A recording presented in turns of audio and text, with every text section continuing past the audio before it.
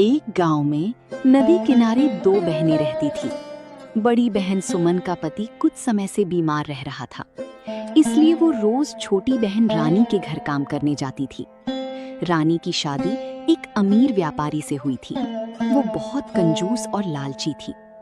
सुबह के समय सुमन जल्दी जल्दी अपने घर का काम निपटा के अपनी छोटी बहन रानी के घर की ओर निकलती है। अरे दीदी, आज फिर तुमको देर हो गई। सुबह सुबह इतने बड़े घर का काम पड़ा रहता है और तुम आराम से घर में बैठी रहती हो। जल्दी आना चाहिए था। खैर, अब आ ही गई हो तो चलो काम में लग जाओ। माफ करना बहन, मेरा मुन्ना रात भर रोता रहा पेट दर्द से, इसलिए देर हो गई। मैं जल्दी जल्दी सब काम कर दूंगी। ठीक है, चलो पहले आंगन और बैठक अच्छे से झाड़ पोंछ दो। घर चमकना चाहिए। उसके बाद रसोई में जाकर सारे बर्तन मांज देना। और हाँ, काम ठीक से होना चाहिए। सामान तुरंत काम पर लग जाती है। सबसे पहले रानी के घर का आंगन, बैठक और सारे कमरों में झाड़ू पोछा करती है। वो एक एक कोना साफ करती है। फिर बर्तन मांजने बैठ जाती है। उधर रानी आराम से बैठकर चाय पीती है। अच्छा सुनो, सारे काम तो तुमने कर ही दिए हैं।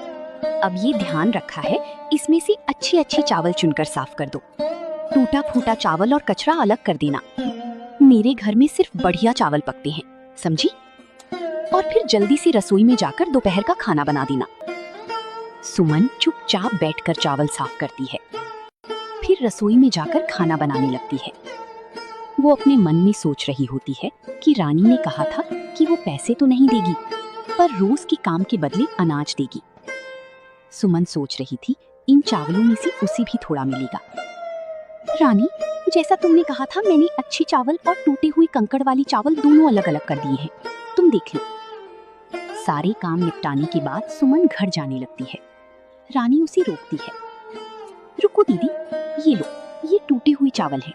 मेरे घर में इसे तो कोई खाता नहीं है, इसलिए तुम ही ले जाओ। तुम्हारे घर में तो ये आराम से सब खा लेंगे। रानी टूटा फूटा टुकड़ों वाला थोड़ा सा चावल थैली में डालकर सुमन को थमा देती है। सुमन ने बिना कुछ कहे चावल लिया और घर की ओर चल पड़ी। आंखों में आंसू थे, मगर होठों पर एक भी शिकायत का शब्द नहीं आया, क्योंकि उसे पता था उसकी मजबूरी और गरीबी में ये चावल भी उसके लिए कीमती है। सुमन घर जाकर वही चावल बनाकर अपने पति और बच्चे को खिलाती है।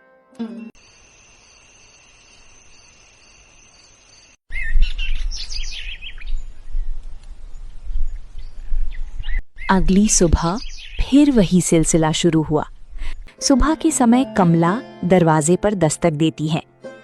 अरे दीदी, आज तो जल्दी आ गई। अच्छा हुआ। सुनो, आज मुझे मछली खाने का बहुत मन है। तुम जल्दी से झाड़ू पोछा कर लो, बर्तन मांज लो और फिर रसोई में जाकर मछली बना देना।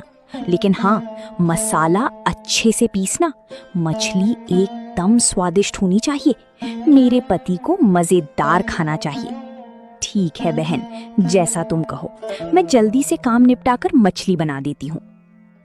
सुमन चुपचाप झाड़ू पोछा करने लगी, फिर बर्तन मांजे और आखिर में बैठकर मछली पकाने लगी।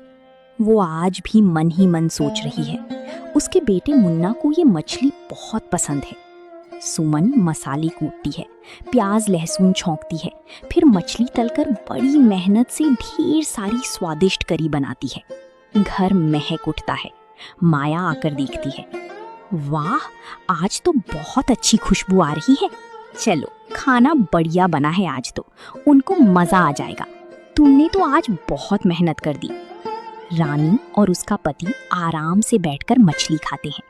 सुमन की आंखों में एक आस झलक रही थी कि शायद आज उसे भी रानी थोड़ी सी मछली देगी उसके बेटे के लिए।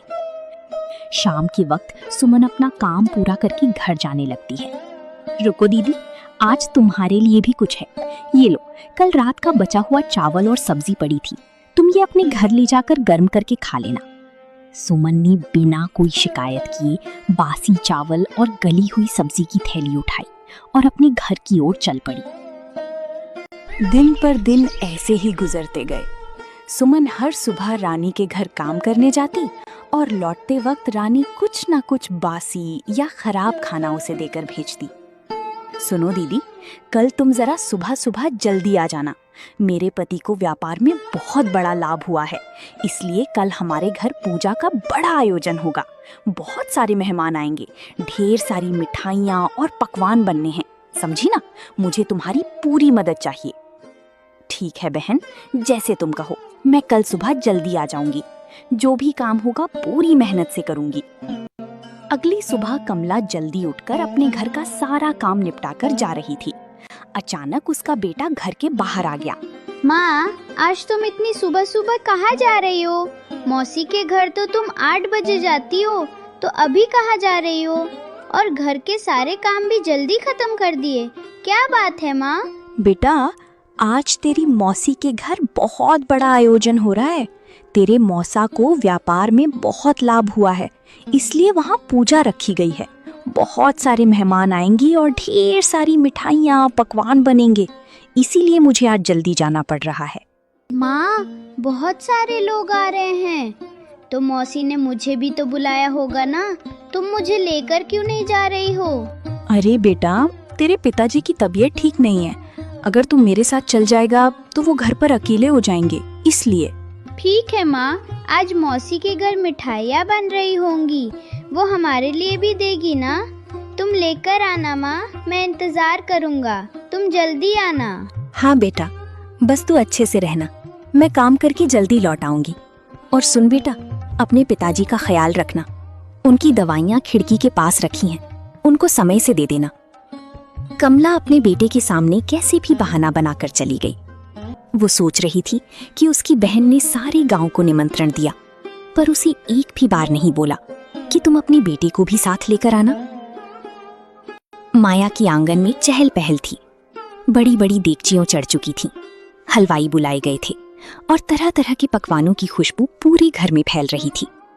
केसर, बादाम वाली खीर, पूरी, कचौड़ी, पुलाव, मिठाइयां बन रही थीं, मानो पूरा घर स्वाद की खुशबू से महक उठा हो। अरे, तुम आ गई, तो अब जल्दी जल्दी काम निपटाओ। देख नहीं रही हो, हलवाई आ चुके हैं और पकवान बन रही हैं। मुझे सारे बर्तन साफ चाहिए। वो कोने में जो पत्तल पड़ी हैं, उन्हें भी गिन कर रख दो। आज हमारे घर बहुत मेहमान आने वाले हैं, कोई कमी नहीं रहनी चाहिए। सबसे पहले तुम घर के बाहर झाड़ू लगाओ, फिर जहाँ पूजा होगी वहाँ झाड़ू पोछा करो, फिर पूरा घर साफ करना। ठीक है बहन, मैं सब कर दूंगी, तुम निश्चिंत रहो, तुम्हें आज शिकायत का कोई मौका नहीं मिलेगा। सुमन जल्दी जल्दी सारे काम करने लगी। उसने एक एक कोना साफ किया। धीरे धीरे पूजा का समय भी आ